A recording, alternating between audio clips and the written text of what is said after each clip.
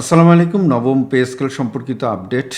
আগামীকাল অর্থাৎ ২১ জানুয়ারি জাতীয় বেতন কমিশনের চূড়ান্ত সভা অনুষ্ঠিত হচ্ছে এবং একই দিন অর্থাৎ আগামীকালই ৫টায় মাননীয় প্রধান উপদেষ্টা মহোদয়ের কাছে নবম পে কমিশনের পে স্কেল সম্পর্কিত চূড়ান্ত সুপারিশ উপস্থাপন করা হবে এবং মাননীয় অর্থ উপদেষ্টা মহোদয় বলেছেন যে নতুন পে স্কেল দ্রব্যমূল্য বৃদ্ধির উপরে প্রভাব ফেলবে না।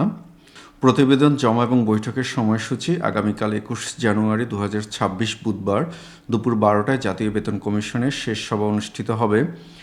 একই দিন বিকেল ৫টায় প্রধান উপদেষ্টা ডক্টর মোহাম্মদ ইউনূসের কাছে চূড়ান্ত প্রতিবেদন ও সুপারিশ জমা দেওয়া হবে। বেতন কাঠামো অনুপাত সর্বনিম্ন বেতন বর্তমানে ৮,২৫০ টাকা থেকে বাড়িয়ে ১৮,০০০ টাকা করার প্রস্তাব করা হয়েছে, দ্বিগুণের বেশি বৃদ্ধি। সর্বোচ্চ বেতন প্রথম গ্রেডের বেতন ৭৮,০০০ টাকা থেকে বাড়িয়ে ১,২০,০০০ টাকার বেশি করার সুপারিশ করা হয়েছে। বেতন অনুপাত সর্বোচ্চ এবং সর্বনিম্ন বেতনের অনুপাত ১:৮ রাখার প্রস্তাব করা হয়েছে। ভাতা সংক্রান্ত পরিবর্তনসমূহ বৈশাখী ভাতা মূল বেতনের ২০% থেকে বাড়িয়ে ৫০% করার সুপারিশ করা হয়েছে। চিকিৎসা ভাতা বয়সভিত্তিক ২টি ক্যাটাগরি করা হয়েছে। ৪০ বছর বা কম বয়সীদের জন্য ৪,০০০ টাকা এবং ৪০ বছরের বেশি এবং অবসরপ্রাপ্তদের জন্য ৫,০০০ টাকা। বর্তমানে সিনিয়র সিটিজেনরা ৩,৫০০ টাকা পান। বাড়ি ভাড়া ২০ থেকে নবম গ্রেডের কর্মচারীদের জন্য ভাড়া বাড়বে, তবে বেতন অনেক বেড়ে যাওয়ায় অষ্টম থেকে প্রথম গ্রেডের কর্মকর্তাদের বাড়ি ভাড়া কমানোর সুপারিশ করা হয়েছে।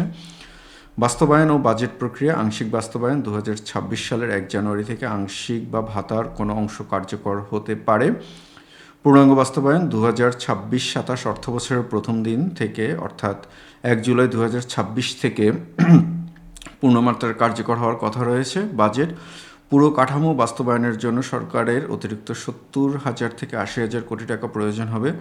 চলতি সংশোধিত বাজেটে ইতিমধ্যে অতিরিক্ত ২২,০০০ কোটি টাকার বরাদ্দ রাখা হয়েছে।